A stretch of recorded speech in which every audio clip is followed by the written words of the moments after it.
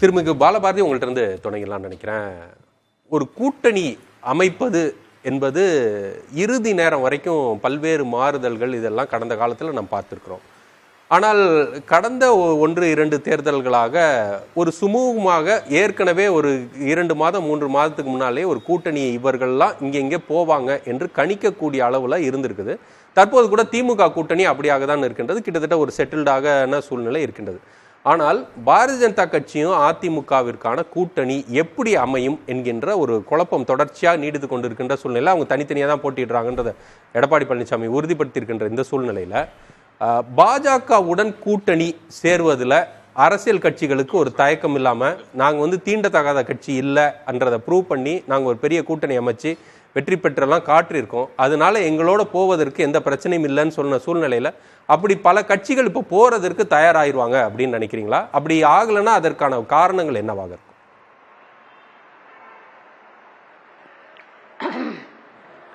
தமிழ்நாட்டில் பாஜக அதோட கூட்டணி வைத்துக் கொள்வதற்கு அதிமுக ரொம்ப உறுதிபட தெரிவிச்சிருக்காங்க.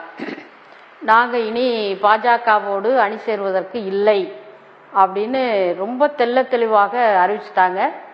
இன்னும் பல்வகையான வார்த்தை மோதல்கள், சண்டைகள், சச்சரவுகள், கடுமையான விமர்சனங்கள் எல்லாமே வந்துகிட்டு இருக்கு. அப்போ இந்த சூழ்நிலையில தான் இன்னைக்கு தேசிய தலைவர், பாஜகவினுடைய தேசிய தலைவர் ஜே.பி. நட்டா அவர்கள் வருகை தந்திருக்கிறார். அநேகமாக அவருடைய வருகை கூட இப்போ பொதுக்கூட்டத்தை, அதாவது அந்த நடைப்பயணத்தை துவக்கி வச்சுட்டு நேராக பொதுக்கூட்டத்துக்கு போவது, அப்புறம் இருக்கக்கூடிய கட்சிகளை சந்திப்பது அப்படின்னு தான் அவருடைய நிகழ்ச்சி நிரல் குறித்து ஊடகங்கள் சொல்லி வருது. ஆகவே அதிமுக இந்த கூட்டணிக்குள் வராது அப்படிங்கிற ஒரு சூழ்நிலையில் இருக்கிற சில உதிரி கட்சிகள் 1-2 இணைக்கலாம் அப்படின்னு பாஜக ஒரு கனவுல இருக்கு. இப்ப ஏன் பாஜக தமிழ்நாட்டில் நிச்சயமாக அது தனிமைப்பட்டு போய் தான் இருக்கு.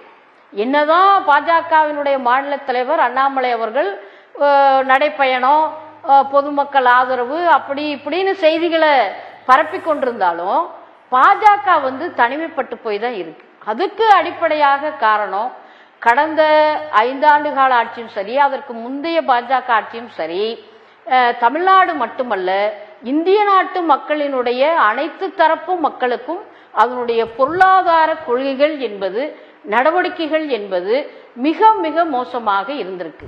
அதற்கு உதாரணம் விலைவாசி உயர்வு தான். ஒரு மனிதர்களுக்கு தேவையான அத்தியாவசிய உணவுப் பொருட்களினுடைய பணவீக்கமே 10% இருக்கிறது. அப்போ பெட்ரோல், டீசல், கேஸ் சிலிண்டர் விலை இதெல்லாம் எப்படி உயர்ந்தது அப்படிங்கிறதெல்லாம் நம்ம பார்த்துக்கிட்டே இருந்தோம். அப்போ அது மட்டுமல்ல, ஒரு நாடாளுமன்ற ஜனநாயகத்தையே ஒரு கேலிக்குரியதாக இந்த காலகட்டத்தில் மாத்திருக்கு. இப்போ அதனுடைய சபை கூட்டம் என்பது முடிந்தது. பிரதமர் அவர்களும் உரையாற்றிருக்கிறாங்க, எதிர்கட்சியினுடைய உறுப்பினர்கள், தலைவர்கள் எல்லாம் உரையாற்றிருக்காங்க. நம்ம கவனிச்சோம். 1952க்கு பிற்பாடு நடந்திருக்கக்கூடிய நாடாளுமன்ற ராஜ்யசபா கூட்டங்களினுடைய வேலை நாட்கள் இந்த பாஜக ஆட்சியில் தான் மிக மிக குறைவாக நடந்திருக்கிறது அப்படின்னு நம்ம பார்க்க முடியும்.